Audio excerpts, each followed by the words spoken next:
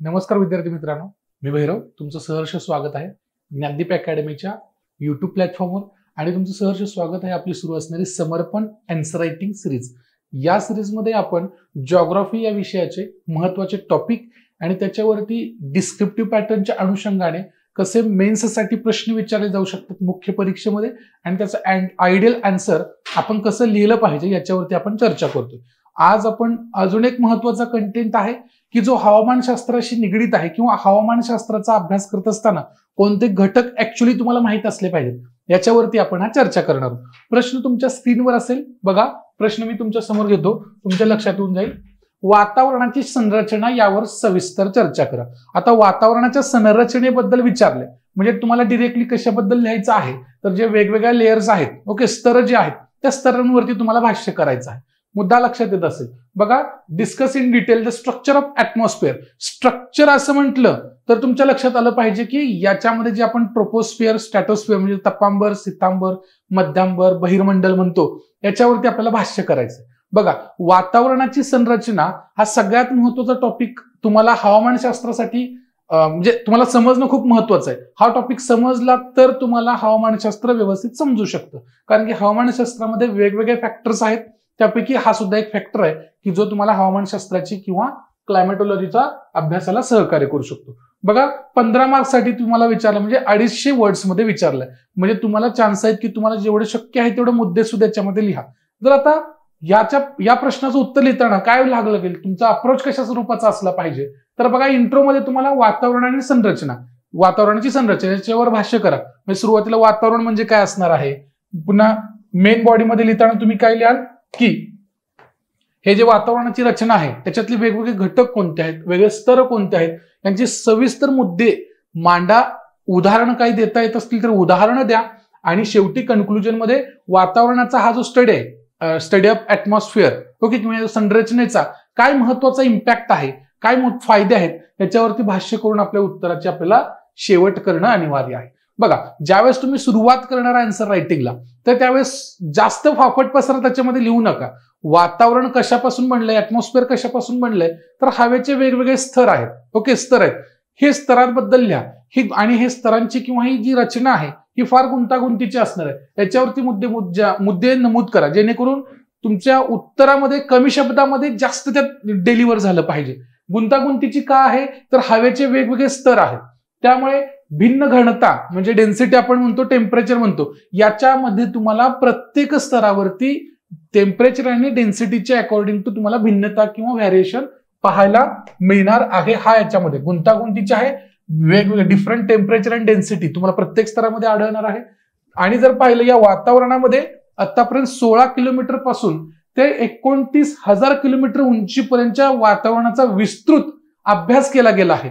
परंतु ज्यावेळेस आपण वातावरणाची स्टडी करणार आहोत किंवा वातावरणाच्या संरचनेचा आपण अभ्यास करणार आहोत त्यावेळेस फक्त आपण समुद्र सपाटीपासून किंवा भूपृष्ठापासून जास्तीत जास्त 800 किलोमीटर हे आपल्यासाठी विशेष क्षेत्र महत्वाचे आहेत की जे आपल्या डेली रुटीनमध्ये असतील किंवा पृथ्वीवरच्या जनजीवनाशी निगडीत असणार अप टू 800 किलोमीटर। हा सगळा मुद्दा याच्यामध्ये तुम्ही कन्सिडर करायचा आहे। चलो, आता याच्यामध्ये लिहिताना लिहायचं, आता हे जे आपण ऍटमॉस्फिअर म्हणतो या ऍटमॉस्फिअरचं स्ट्रक्चर ज्यावेळेस आपण डिस्कस करणार त्याच्यावरती सगळ्यात मेन मुद्दा कोणता आहे, याचं वर्गीकरण 2 घटकांवरती होणार आहे। एक होणार आहे टेम्परेचर बेस्ड आणि दुसरा असणार त्याचं युनिफॉर्मिटीवरती असणार आहे। आता युनिफॉर्मिटी म्हणजे काय, त्याची एकरूपता कशा स्वरूपाची असेल बघा। आता याच्यानुसार 2 घटक आहेत, पहिला पडतो त्याचा पार्ट पडतोय पहिला होमोस्फिअर बघा आणि दुसरा आहे हेटरोस्फिअर। आता होमोस्फिअर मध्ये काय येणार आहे तर बघा, यामध्ये या झोन मध्ये जे वायू असतील आणि जे घटक असतील या घटकांचं एकमेकांमध्ये मिश्रण कशा स्वरूपाचं असणार आहे, एक समान मिश्रण असणार आहे आणि त्यांची रचना सुद्धा कशी असणार आहे, एक समान असणार आहे। फॉर एक्झाम्पल कोणते कोणते वायू इथे आढळणार, तुम्हाला नायट्रोजन असेल, ऑक्सिजन, आर्गॉन, कार्बन डायऑक्साईड, पाण्याची वाफ आणि जे धुलीकण असतात यांसारखे प्रमुख वायू समान प्रमाणात त्यांचं वितरण या स्फिअर मध्ये केलं जातं, म्हणून तर त्याला आपण होमो म्हणतो, होमोस्फिअर, एकच सारखे युनिफॉर्मिटीवरती हे क्लासिफिकेशन आहे। आणि पृथ्वीचा जो पृष्ठभाग आहे या पृष्ठभागापासून 88 किलोमीटर पर्यंतचा अवकाशात किंवा आकाशात 88 किलोमीटर पर्यंतची लेअर तुम्हाला या होमोस्फिअरची असणार आहे। की ज्यामध्ये जे तापमानाच्या नुसार जे स्तर करतो आपण तपांबर स्थितांबर, त्याच्यामधले तुम्हाला तपांबर स्थितांबर आणि मध्यमंडल ज्याला आपण मिझोस्फिअर म्हणतो, हे 3 स्तर या होमोस्फिअर मध्ये येणार आहेत. कारण की इथले वायूची रचना असेल किंवा त्यांचं प्रमाण असेल कसं एकसारखं आहे, हा मुद्दा याच्यामध्ये ठीक लिहायचा आहे. म्हणून आपण काय म्हणतो होमोस्फिअर. आता बहुतांश तुम्हाला हे जे एक्सप्लेनेशन आहे स्टेट बोर्ड मध्ये मिळण्याच्या ऐवजी तुम्हाला याचं एनसीईआरटी मध्ये एक्सप्लेनेशन बरोबर मिळणार आहे. एनसीईआरटी मध्ये हे डिटेल्स मध्ये तुमच्यासोबत याच्यावरती चर्चा केलेली आहे, याच्यापेक्षाही जास्त. लक्षात ठेवा, फक्त आन्सर मध्ये आपल्याला केवढे महत्वाचे मुद्दे हवे होते, त्या महत्वाच्या मुद्द्यांवरतीच आपण काय करतोय, ओहापोह करतोय. आता झालं हेट्रोस्फिअर. आता ऑब्व्हियस आहे, जे 29,000 किलोमीटर पर्यंत गेले त्याच्यापैकी 88 किलोमीटर पासून तिथून पुढे राहिलेलं सगळं बहिर्मंडळ सगळं हे सगळा प्रदेश कशामध्ये व्यापला जाणार आहे, या हेट्रोस्फिअर मध्ये. कारण की याच्यामध्ये कोणते आयनोस्फिअर येईल, एक्झोस्फिअर येईल, हे दोघांचा समावेश या काय म्हणतात या स्तरामध्ये होतो हेट्रोस्फिअर मध्ये. आता याच्यामध्ये हवेचं प्रमाण एक समान नाही. हवेचं प्रमाण एक समान नाही म्हणण्यापेक्षा सुरुवातीच्या काही स्तरांमध्ये हवा आहे, हवेचं प्रमाण किंवा हवेचं अस्तित्व आहे. जसं तुम्ही बहिर्मंडळाच्या वरती जाल हवेचं अस्तित्व एकदम नगण्य आहे. हवेचं अस्तित्व कसं एकदम नगण्य म्हणण्याच्या हवा नाही जरी तुम्ही म्हटलं तर चालेल, निर्वात पोकळी काय म्हणतो तशा प्रकारची स्वरूपाची तुम्हाला परिस्थिती अनुभवायला मिळणार आहे. म्हणून जसं खालून वरती जाल तुम्ही त्या हवेचं जे प्रमाण आहे ते वायूंचं जे प्रमाण आहे ते कमी कमी होत जाते. म्हणून तर त्याला एक समान म्हटलेलं नाही, एक समान नाही, ते वेगवेगळं आहे. आणि तेच होमोस्फिअर मध्ये काय आहे, 88 किलोमीटर पर्यंत तुम्हाला वातावरणाची जी लेअर आहे त्याच्यामध्ये तुम्हाला वायूचं प्रमाण सारखं पाहायला मिळेल. हाच म्हणतो त्याला आपण होमोस्फिअर म्हणतो. आता हे घटक तुम्हाला महत्वाचे त्यामध्ये नमूद करायचे. आणि दुसरं कशावर येतं आपलं ते स्तरांचं वर्गीकरण, तर येतं ते तापमानावरती.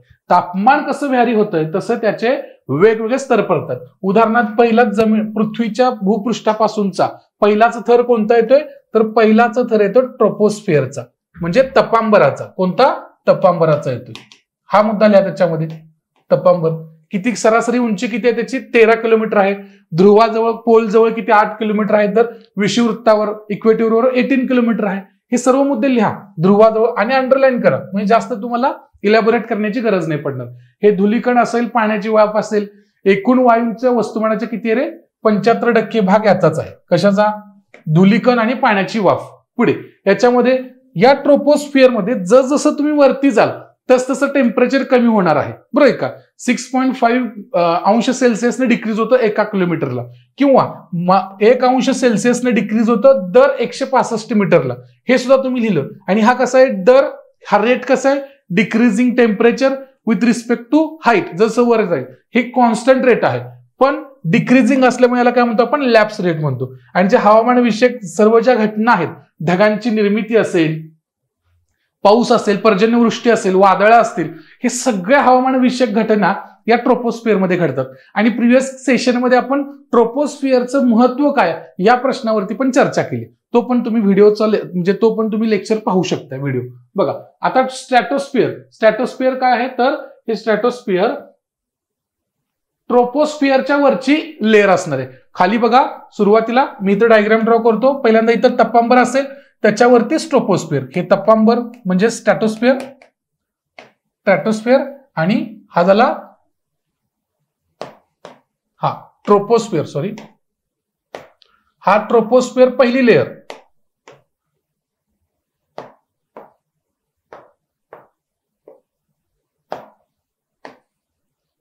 ट्रोपोस्फिअर म्हणजे तपांबर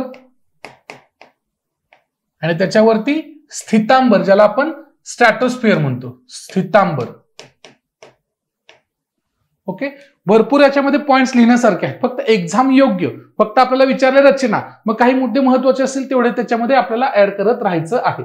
आता काय बघितलं, पृथ्वीच्या भूपृष्ठापासून सरासरी 13 किलोमीटरवर तपांबर आहे, ट्रोपोस्फिअर आहे. त्याच्यावरती 13 किलोमीटर पासून वरती ज्या 50 किलोमीटर पर्यंत तुम्हाला काय पाहायला मिळेल, स्ट्रॅटोस्फिअर म्हणजे स्थितांबर. लक्षात ठेवा, स्थितांबर.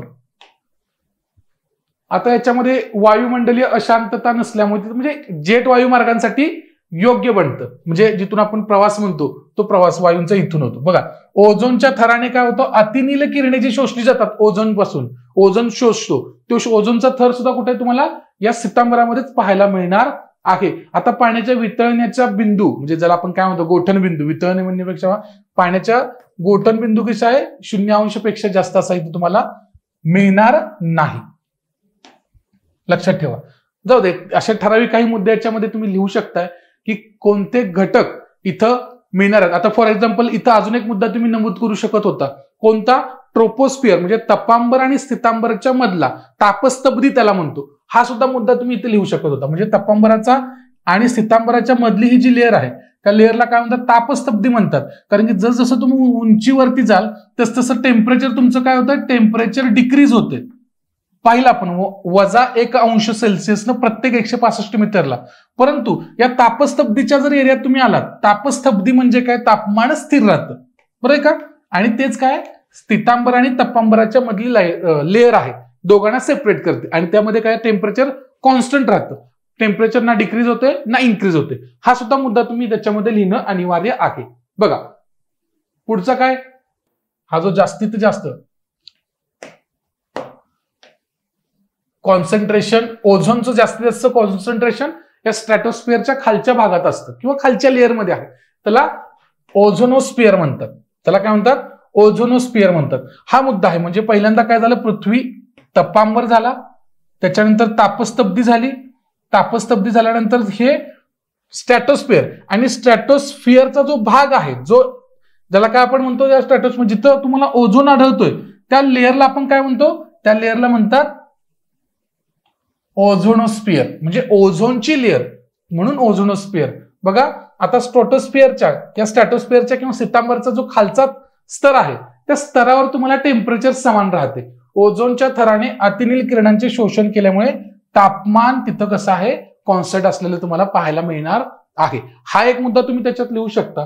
पुढे बघा अजून मुद्दे दुसरा येतो मिझोस्फिअरचा. मिझोस्फिअर म्हणजे त्याला आपण काय म्हणतो? मध्यमंडळ. बघा इथं या डायग्राम मध्ये तुम्हाला सगळं व्यवस्थित आहे. ही डायग्राम शक्यतो आधी काढण्याचा प्रयत्न करा सुरुवातीलाच, बरं आहे का? बघा ट्रोपोस्फिअर इथे तुम्हाला दिसेल.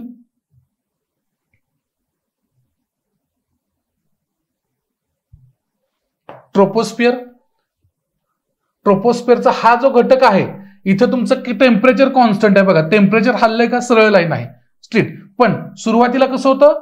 +20 होतं, 0 कडून मायनस. कारण की पोलवरती 2 पोल जे असतील, पोलवरचं किंवा विषुववृत्ताचं टेम्परेचर मायनस पर्यंत जातं. कुठं? तपांबराच्या सगळ्यात वरच्या लेअरमध्ये किंवा या ट्रोपोपॉज आहे ज्याला तापस्तब्दी म्हणतो तिथपर्यंत. किती दिसते बघा इथं तुम्हाला दिसते -50 किंवा 56 असेल किंवा 46 असेल इथपर्यंत. तिथून पुढे पुन्हा टेम्परेचर, आता हे जे लेयर्स आहेत ट्रोपोस्फिअर, किंवा स्ट्रॅटोस्फिअर, पुन्हा मिझोस्फिअर, पुन्हा थर्मोस्फिअर, या लेअरमध्ये तुम्हाला बघा मी इथं ड्रॉ करतो अशा पद्धतीनं. ट्रोपोस्फिअर मध्ये तुमचं टेम्परेचर डिक्रीज होतंय, टेम्परेचर डिक्रीज. ते जर तुम्ही स्ट्रॅटोस्फिअर मध्ये आलात, स्ट्रॅटोस्फिअर मध्ये तुमचं टेम्परेचर इन्क्रीज होतंय. म्हणजे अल्टरनेटिंग कंडिशन आहे, टेम्परेचर इन्क्रीज होणार आहे. पुन्हा अजून मिझोस्फिअर मध्ये गेल्यानंतर पुन्हा बघा 0 इकडे मायनस इकडे, पुन्हा तुमचं टेम्परेचर तुम्हाला डिक्रीज होताना दिसतंय. पुन्हा वरती जा थर्मोस्फिअर मध्ये, पुन्हा तुम्हाला थर्मोस्फिअर मध्ये टेम्परेचर इन्क्रीज होताना दिसणार आहे. ओके, म्हणजे हा काय झाला? हा तुमचा तपांबर झाला, ज्याला ट्रॅटोस्फिअर म्हणलं आपण. तपांबर, हा ट्रोपोस्फिअर झाला, आणि 2 नंबरचा कोणता? स्ट्रॅटोस्फिअर, स्थितांबर झाला. स्थितांबर नंतर तुमचं मिझोस्फिअर म्हणजे मध्यमंडल, मिझोस्फिअर आणि थर्मोस्फिअर, बरं आहे का?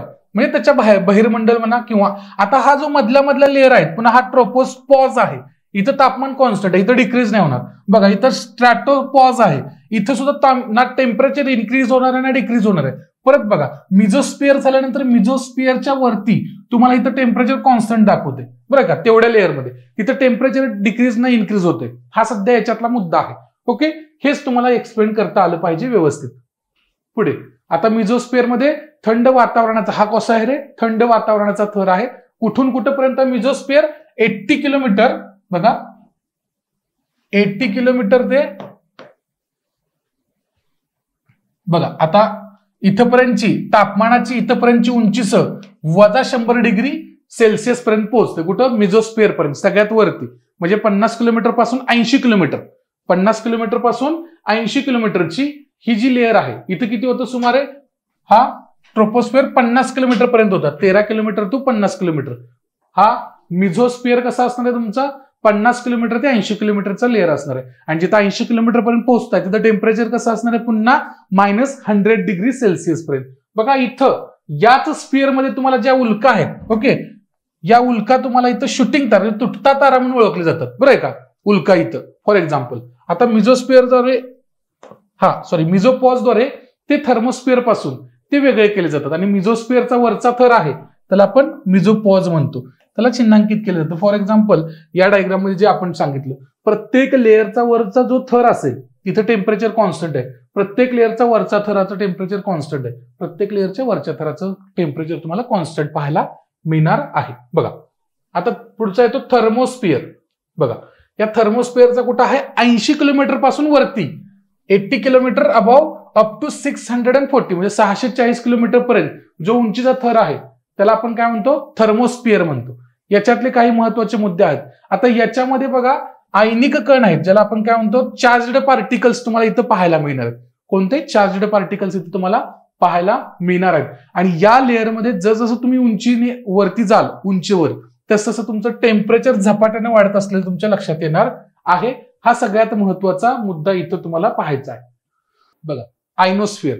आता आयनोस्फिअर मध्ये सांगितलं की 80 किलोमीटर ते 640 किलोमीटर तुम्हाला जे चार्जड पार्टिकल्स भेटतायत त्यांचा जो लेअर आहे थर्मोस्फिअर मधला, त्या लेअरला आयनोस्फिअर म्हणतात, बरोबर का. आता इथूनच जे आपण म्हणतो ना की रेडिओ लहरी पाठवले जातात, कम्युनिकेशन, की जे सॅटेलाइट ह्याच लेअरमध्ये पाठवले जातात, सॅटेलाइट याच लेअरमध्ये असतात, जेणेकरून आपल्याला कम्युनिकेशन असेल किंवा संदेश वहनासाठीच्या ज्या लहरी असतील ते इथून पाठवले जातात, परावर्तित होतात. पृथ्वीवरून प्रसारित होणाऱ्या किरणोत्सारी लहरी या थराने परावर्तित होतात आणि तापमान उंचीवर वाढत जाते.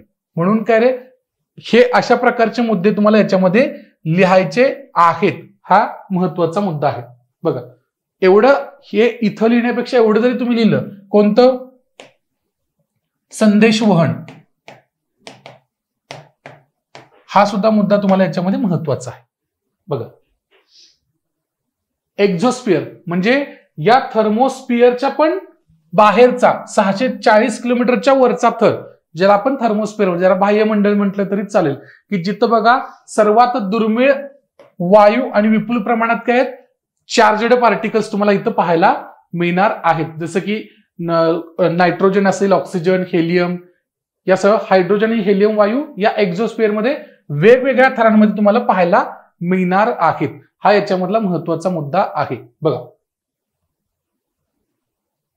आणि एकंदरीत काय, हे जे पृथ्वीवरील वातावरण आहे, ते पृथ्वीवरील वातावरण सजीवांसाठी इथल्या किती महत्वाचं आहे किंवा जीवनावश्यक आहे याच्यावरती भाष्य करा. फॉर एक्झाम्पल या वातावरणात आढळणारे ऑक्सिजन असेल, कार्बन डायऑक्साईड असेल, नायट्रोजन असेल, ओझोन आणि पाण्याची वाफ हे महत्वाचे आहेत, वातावरणाच्या संरचनेतले घटक, आणि ते सजीव सृष्टीला जिवंत ठेवण्यासाठी पण महत्वाचे आहेत. आणि सोबतच हे हरितगृह वायूंचा सुद्धा समतोल चांगल्या प्रकारे राखण्यासाठी वातावरणाची संरचनेचा तुम्हाला अभ्यास करणं अनिवार्य आहे.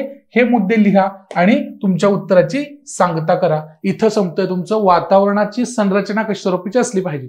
तपांबर, स्थितांबर, मध्यमंडल, आणि मध्यमंडलमध्येच तुम्हाला आयनांबर भेटेल, पुन्हा बहिर्मंडल भेटेल. म्हणजे हे सगळे घटक स्टेप बाय स्टेप मांडा. 0 म्हणजे भूपृष्ठापासून 640 आणि त्याच्यावरती कसं यांची रचना आहे हे तुम्हाला मुद्दे लिहिणं अनिवार्य आहे. बघा आजचा प्रश्न तुम्हाला कसा वाटला आवर्जून कमेंट करायला विसरू नका. आणि ज्ञानदीप अकॅडमीच्या युट्यूब चॅनलवर तुम्ही पहिल्यांदाच जॉईन झाला असाल तर चॅनल सबस्क्राईब करा, शेअर करा, कमेंट करा. Thank you so much.